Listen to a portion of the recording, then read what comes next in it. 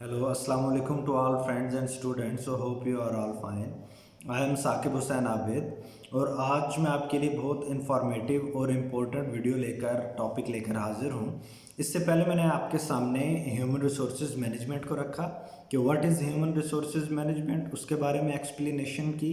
उसके बाद मैंने आपके सामने ह्यूमन रिसोर्सेज ऑब्जेक्टिव के हवाले से बात की एंड लास्ट पर मैंने आपके सामने ह्यूमन रिसोर्सेज प्लानिंग को एक्सप्लेन किया कि what is human resources planning. एक मैनेजर को ह्यूमन रिसोर्सेज प्लानिंग करने के बाद एक वेरी इंपॉर्टेंट रोल परफॉर्म करना होता है which is recruitment, selection and induction. आज का टॉपिक मैं दो वीडियोस में कंप्लीट करूंगा। फर्स्ट ऑफ ऑल आज की वीडियो में मैं आपके सामने रिक्रूटमेंट को रखूंगा कि रिक्रूटमेंट क्या होती है, और नेक्स्ट वीडियो में मैं आपके सामने एक्सप्लेन करूंगा कि सिलेक्शन और इंडक्शन कैसे की जाती है। ओवरऑल आपको मैं कंटेंट बता देता हूं कि recruitment, process of recruitment, selection process, steps involve in the selection and interview, और इंटरव्यू कौन कौन से इंटरव्यू होते हैं ये सब मैं आपके सामने रखूँगा।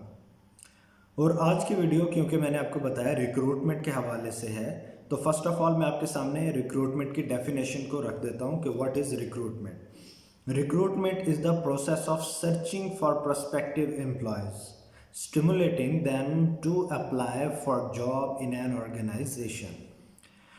Basically, it is the process of searching for prospective employees. All right, ये एम्प्लॉयज़ को सर्च करना होता है। क्यों सर्च करना होता है? कि वो आपकी वैकेंसी जो आपने दी है उसके लिए लोग अप्लाई करें। दिस इज रिक्रूटमेंट की definition. Okay, apply for in an organisation, वो आपकी ऑर्गेनाइजेशन के लिए भी हो सकता है और आप अगर थर्ड पार्टी इंटरव्यू कर रहे हैं तो किसी और ऑर्गेनाइजेशन के लिए भी हो सकता है। Okay, in explanation you can say in the simple words, it is the process of generating the applicants to fulfill the vacancy. It arises due to the scarcity of the people in an organization.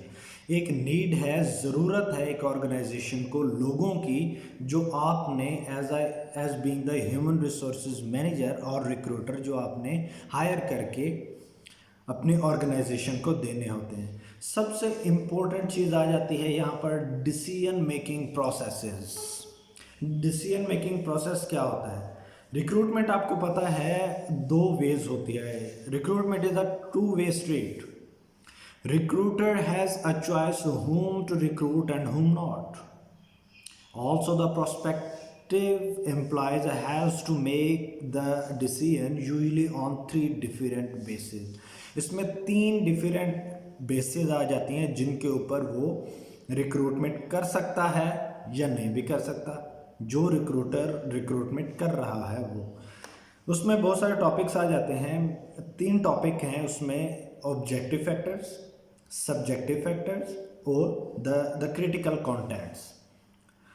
Objective factors और subjective factors के बारे में मैं आपको बताता हूँ कि objective factors क्या होते हैं और सब्जेक्टिव फैक्टर्स क्या होते हैं।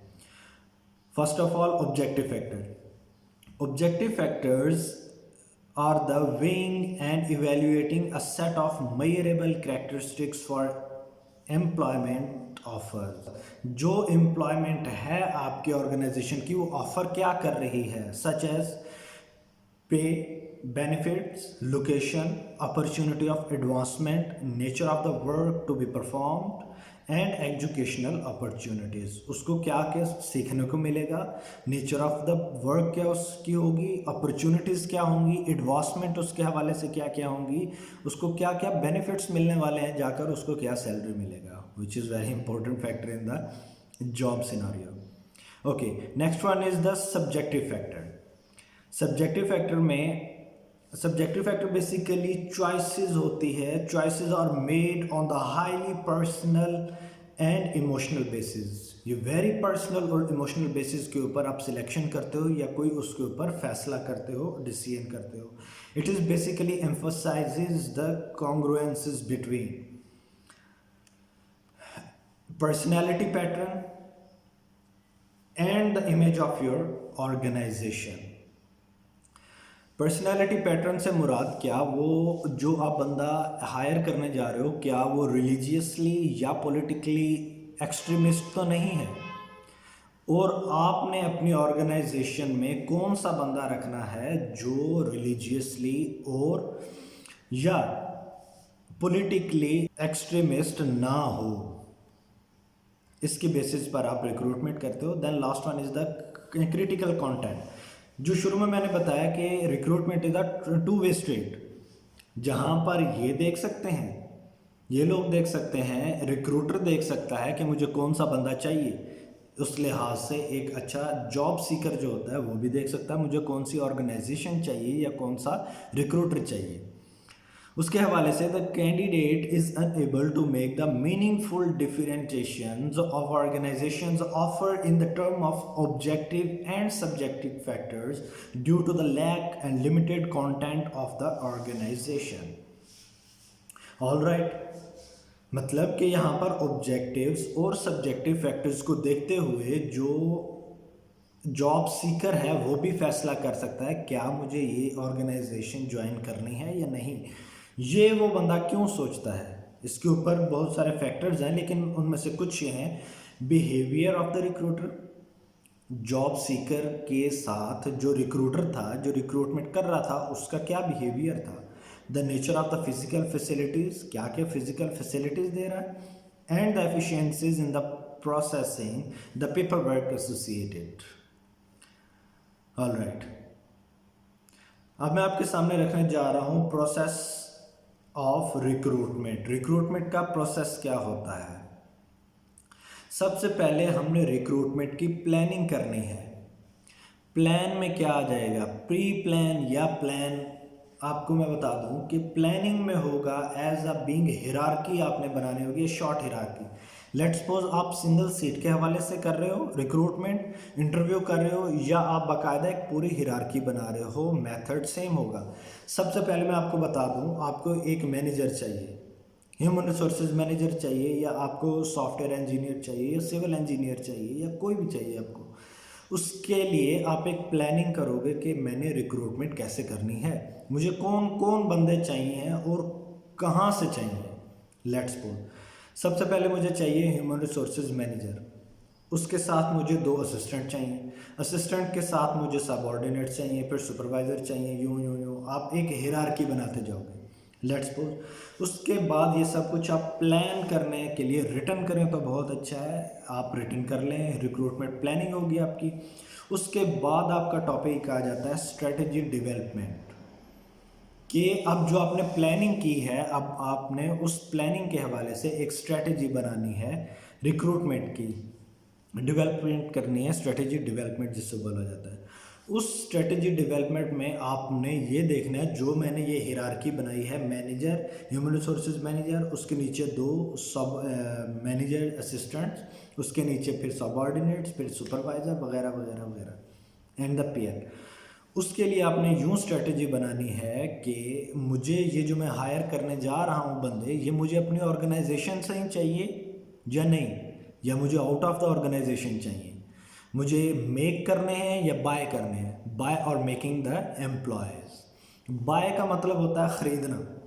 आपने क्या फ्रॉम आउटसाइड द ऑर्गेनाइजेशन आपने जॉब डिस्क्रिप्शन देकर लोगों को हायर करना है, ऐड देकर करना है, या अपने अंदर अपने जो आपने बेनिफिट्स देने हैं अपने एम्प्लॉयज़ को, उनमें से किसी एक को पिकअप करके तो उस सीट पर बिठाना है अपनी ऑर्गेनाइजेशन के अंदर से। Making, outside the organisation, buying, आप ख़रीद रहे हो। देन लोग डिवेल्प आप यूँ करोगे कि मुझे कहाँ कहाँ से लोग लेने हैं, ऑर्गेनाइजेशन से लेने हैं, आउट फ्रॉम द ऑर्गेनाइजेशन लेने हैं। वो लोग आपने एक जॉब डिस्क्रिप्शन बनाना है, जॉब डिस्क्रिप्शन को आप लोगों के सामने दोगे, कहाँ कहाँ दोगे, प्रिंट मीडिया पर दोगे, आप सोशल मीडिया पर दोगे, बहुत सी रिक्रूटमेंट साइट्स हैं जो जॉब सीकर जहाँ अपनी जॉब फाइंड आउट करते हैं, वहाँ पर आप अपलोड कर दोगे। वहाँ से जॉब सीकर्स आपकी तरफ आएंगे, एप्लीकेशंस आपको देंगे। देन आफ्टर डैट वो एप्लीकेशंस को आप सर्चिंग करोगे कि किस किस बंदे ने कौन कौन सी एप्लीकेशन भेजी और कितनी एप्लीकेशंस हमारे पास आ चुकी हैं। उसके बाद आप स्क्रीनिंग करना स्टार्ट कर दोगे।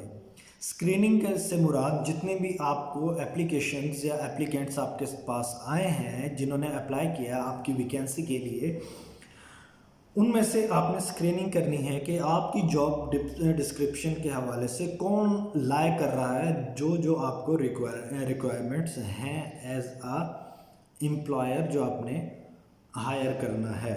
देन इवेल्युएटिंग एंड कंट्रोल, जो आपने स्क्रीनिंग की है वो आपने उनके बारे में कंट्रोल भी करना है उन्हें और इवेल्युएट भी करना है कि कौन कैसा काम परफॉर्म करेगा।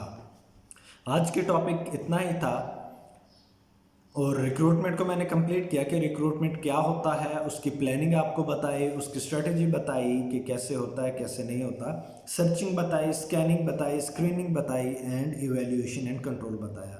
जिस भी स्टूडेंट्स को कुछ भी कन्फ्यूजन हो तो वो मुझे काइंडली ईमेल करें या मेरा कॉन्टैक्ट नंबर दिया गया उस पर मुझसे रब्ता कर लें। Thank you so much.